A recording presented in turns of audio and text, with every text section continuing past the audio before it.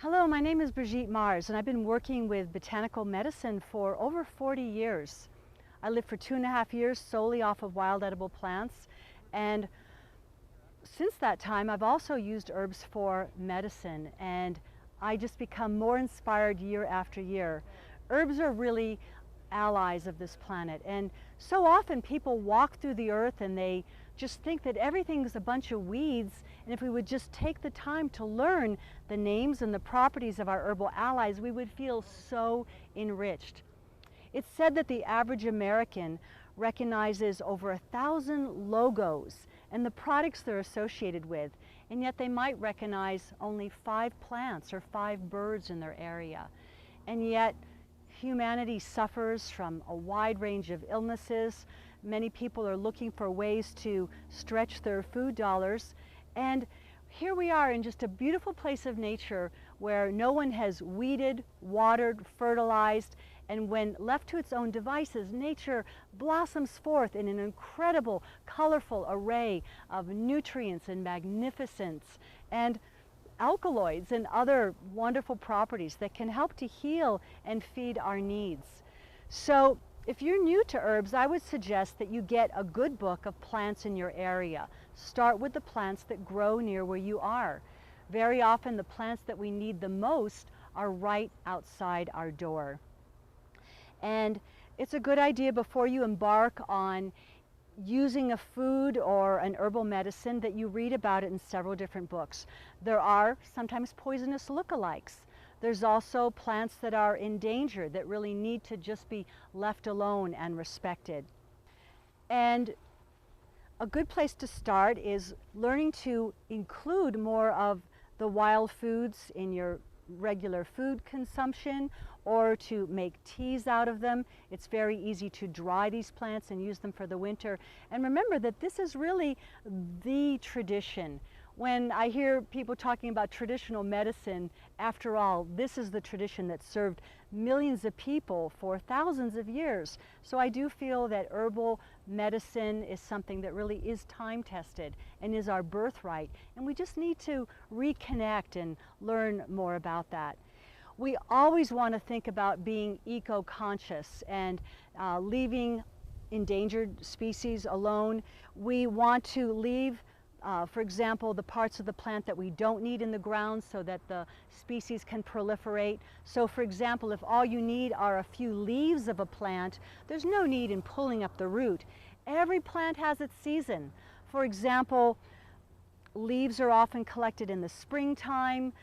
They're often collected right when the plant is starting to flower. Flowers are collected when they're starting to flower.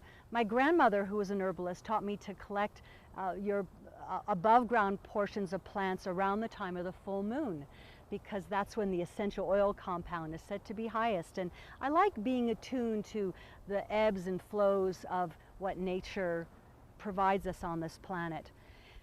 It's a good idea to think about collecting barks of trees in the fall or in the spring. Roots are generally collected in the fall. There are a few exceptions to this, like burdock, but most roots are collected in the fall after the frost, when the energy descends back into the roots of the plant. Be careful about collecting things in public parks. You could get a ticket. And we also want to leave nature alone as best we can so that many, many people can enjoy it.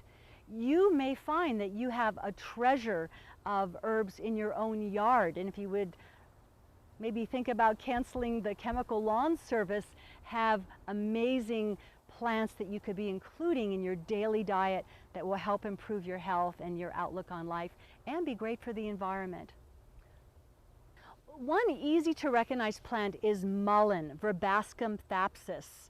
And you can often see mullein when you drive by the roadside because it has these really tall, powerful stalks. Most of the flowers are gone from this plant, but you can see there's still some little yellow flowers. Verbascum comes from the same root word as barbarian, because this plant is so soft and fuzzy, it was related to beards at one time, like a barb or a barbarian. Mullein leaves are a great remedy used for hay fever and allergies, for coughs, for colds. They are anti-inflammatory, antispasmodic, somewhat mucilaginous. If you are going to make a tea of mullein, I would suggest using a very fine strainer because there's a lot of little hairs of the mullein plant that could be somewhat irritating. Mullein sometimes affectionately gets called toilet paper or Girl Scout or Boy Scout toilet paper because if you're in the woods, this is a plant that is soft and absorbent. For many thousands of years, people would often put mullein leaves in their shoes as a way to extend the life of their shoes and cushion their feet and also make their walk a little bit lighter upon the earth. It's also known that mullein has been used as a type of makeup. In many cultures, it's not considered acceptable for women to wear makeup, so perhaps a woman would hear the clatter of horses and go grab a mullein leaf. Quick, he's coming! And use it to rouge her cheeks. Also very valuable of mullein are the mullein flowers, and mullein flowers are made into a wonderful oil.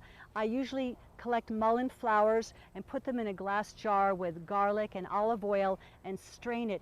And if someone in your life has an earache, you take the strained oil and put just a couple of drops of the warmed, gently warmed oil in the ear, and it'll help fight infection and reduce the pain. And that's really a great remedy for any mother with small children to know. There's a legend that says however tall the mullein gets is how much snow we're going to get this year, so I think it's going to be a snowy winter. This one's taller than me.